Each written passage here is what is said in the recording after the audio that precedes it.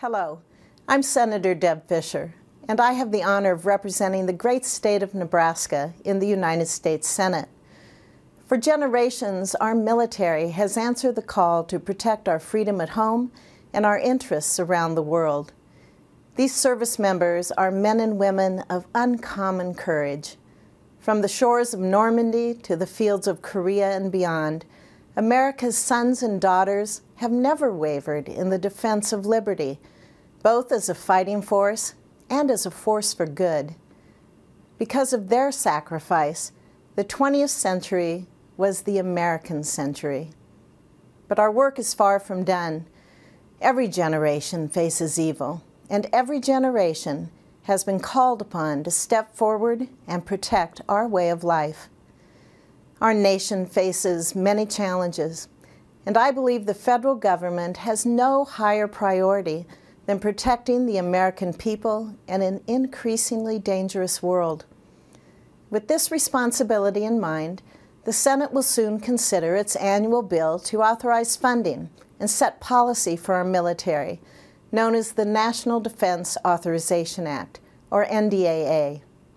I am honored to serve on the Senate Armed Services Committee, and I was proud to contribute to this bipartisan legislation, which was overwhelmingly approved by our committee earlier this month. This bill takes a common-sense approach.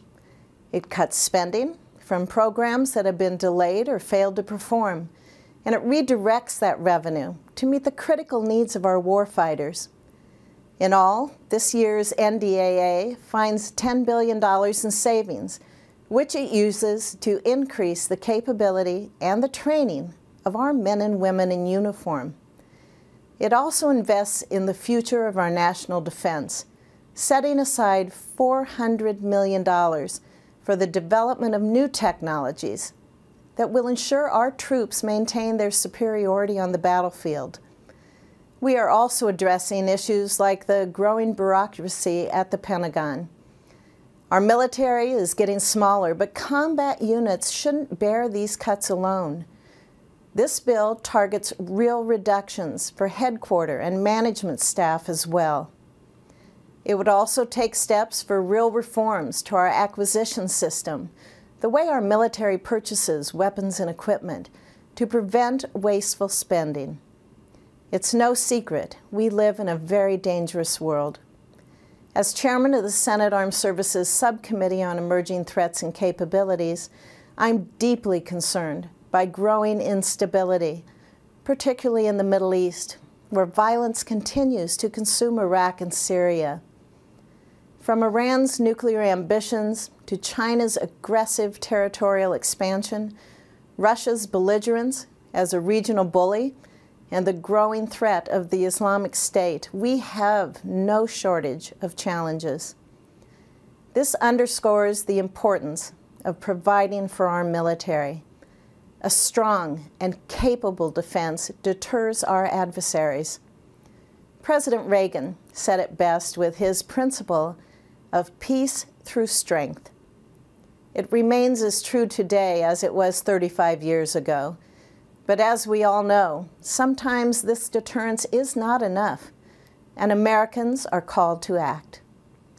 Providing the men and women of our military with the training and the resources they need increases their ability to complete their assigned mission and safely return home. Unfortunately, too many of our service members pay the ultimate sacrifice.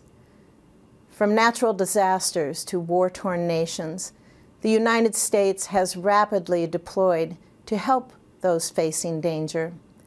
This past month, one of our own Nebraskans gave his life while searching for victims of the massive earthquake in Nepal. Captain Dustin Lukasovich of Wilcox, Nebraska, was a Marine Corps helicopter pilot who flew that helicopter that disappeared during the disaster relief mission following the Nepal earthquake. By forging into danger to rescue strangers in a distant land, Captain Lukasovich and his fellow Marines represented the ideals of our nation, personifying our mission as a force for good in the world. There are countless stories like this from Americans all across our country. brave men and women who serve our nation every day all over the world. Our men and women in uniform inspire me. Because of their courage and sacrifice, I believe in a brighter future for our children and our grandchildren. There can be another American century. With the right leadership and the proper resources, the United States military will continue to lead the way. May God bless our troops, their families, and our great nation. Thank you for listening.